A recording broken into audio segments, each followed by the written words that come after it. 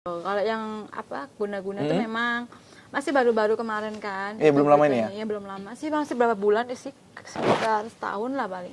Dapat Guna-guna. 12 like.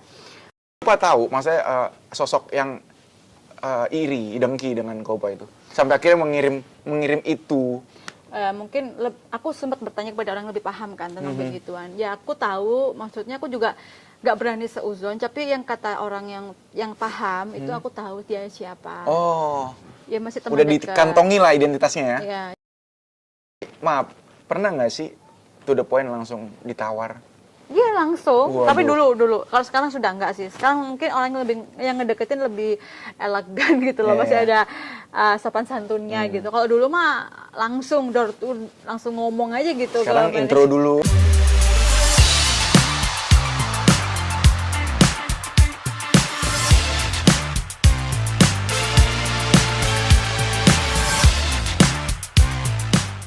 Tapi perlahan itu akan Iya, makanya proses. melekat sendiri. Proses kan. Keluarga Kopa itu sebagai apa? Apalagi kemarin kan sempat ramai itu katanya. Ada dua berita yang bikin heboh keluarga Kopa. Satu soal dia menyayat nadi sendiri. Kedua soal kata sempat dikena guna-guna. Iya. Nah, bisa cerita itu? Kenapa keluarga Kopa ada kepikiran untuk mengakhiri hidup?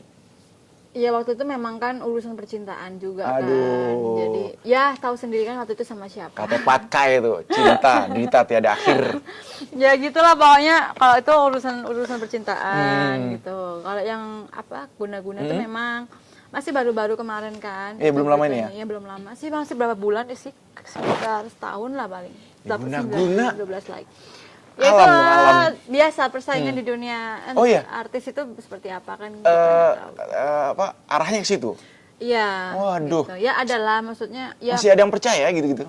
Iya, aku sebenarnya tuh kurang percaya sih hal begitu. Cuman itu terjadi pada kehidupan aku. Jadi aku mau nggak mau harus percaya. Nggak, maksudnya ada orang percaya menggunakan itu untuk menyingkirkan saingan gitu? Iya. Jahat? Iya. Makanya kan ya kadang kan juga kita introspeksi diri gitu loh. Aku orangnya lebih ke introspeksi. Aku pernah salah nggak ya sama orang Oh, iya, gitu. iya, iya. Jadi walaupun ketika aku syuting, aku selalu minta maaf kepada orangnya, siapapun orangnya gitu kan. Kita nggak bisa menuduh saat itu orang gitu kan, nggak bisa. Makanya harus ya makanya tadi mulutmu tuh harimaumu, hati-hati aja. Tapi Kopa tahu, maksudnya sosok yang iri, dengki dengan Kopa itu. Sampai akhirnya mengirim itu. Mungkin aku sempat bertanya kepada orang yang lebih paham kan tentang begituan. Ya aku tahu, maksudnya aku juga nggak berani seuzon, tapi yang kata orang yang paham itu aku tahu dia siapa. Oh, Ya masih teman udah dekat. dikantongi lah identitasnya ya? Ya, cuman aku nggak berani menuduh itu benar. Karena kan kita nggak tahu, nggak ada tidak bisa bukti. membuktikan, ya. Nggak ada bukti. Hal-hal begitu tuh kita nggak Mistis bisa itu susah. ngebuktiin. Gitu. Dugaan aja. Ya, karena bisa juga itu korin kan. Namanya maksudnya kita kan punya korin, punya saudara kembar yang mungkin ya dari perilaku kita. Makanya introspeksi aja deh. Kita sekarang introspeksi diri. Tapi kayak kan dari 2019 ke sekarang, pernah nggak sih mendapatkan hal-hal perlakuan tidak enak dari saingan, dari penggemar, atau selama mengejar karirnya ini? Perilaku nggak enak dari penggemar ya. Ya, dari penggemar, dari saingan, atau tadi juga disebutin kan dalam mengejar cita-citanya sempat dilecehkan ya, tanda kutip. Mau ini bisa ini apa ini gitu kan? Ya, karena kan ya Itu- kita nggak bisa nggak bisa menghindari karena image kita tuh yang begitu dulunya. Jadi ya mau nggak mau orang itu kalau mau ngedeketin ya tujuannya pasti begitu kan. Oh.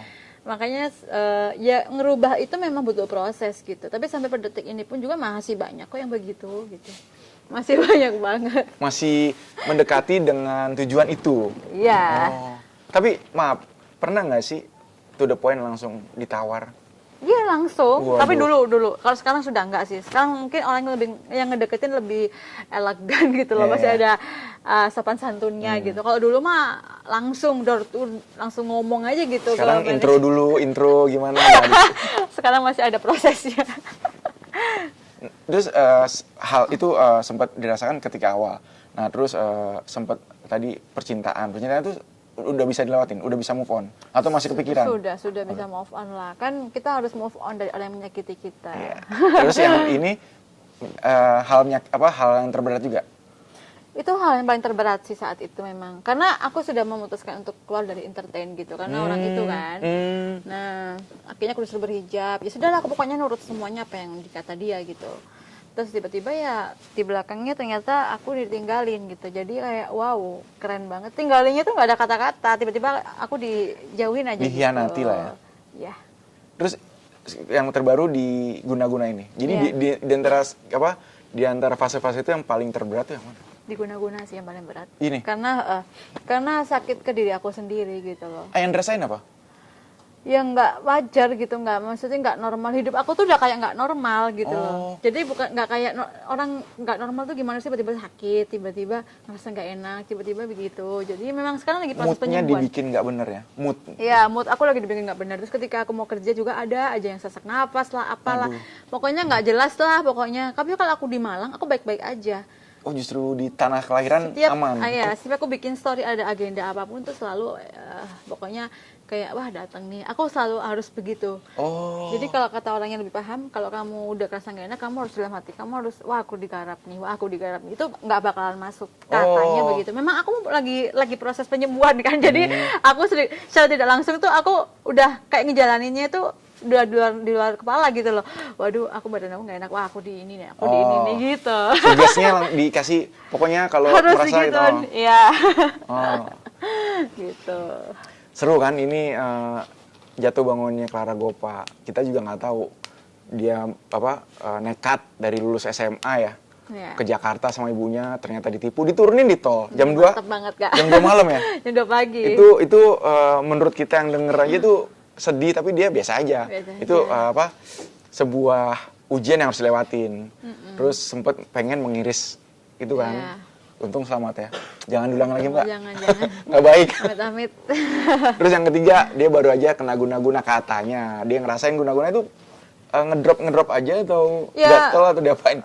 Iya, ada yang waktu off air tuh nggak bisa keluar suara, tiba-tiba. Aduh, banyak banget lah pokoknya. Tiba-tiba syuting itu Keanehan-keanehannya pingsan. kayak gitu? Pingsan? Iya, tiba-tiba syuting itu pingsan. Kayak kemarin tuh tiba-tiba pingsan. Itu benar-benar nyata. Aduh, wah, parah banget sih kalau ke badan tuh nggak karu-karu. Makanya kita harus berpositif thinking gitu. Nggak ada yang hal yang kayak misalnya hal yang nggak wajar lain kan?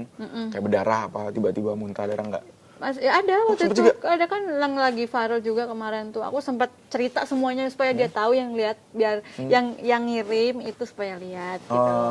Nggak apa-apa gitu loh. Karena ya mungkin dia kesel sama aku, bisa jadi. Kita kan kadang-kadang nggak tahu, namanya kita tuh manusia biasa, bukan manusia sempurna gitu ya. Ngomong kita bercanda dibawa serius. Kan kita nggak bisa menyamakan karakter kita sama dia gitu loh. Tapi satu yang harus semua netizen tahu. Clara Goppa tidak wajib membahagiakan kalian. Tidak wajib membuat orang bahagia. Itu bukan kewajiban kamu sebenarnya. Gitu. Oke, cukup di sini dulu deh sama Clara Goppa. Kita nanti akan ngobrol lebih dalam lagi sama Mbak Clara Goppa. Tapi seru kan? Begitulah perjalanannya seorang Clara Goppa yang mengejar karir di dunia dangdut. Nggak mudah loh. Butuh mental yang kuat.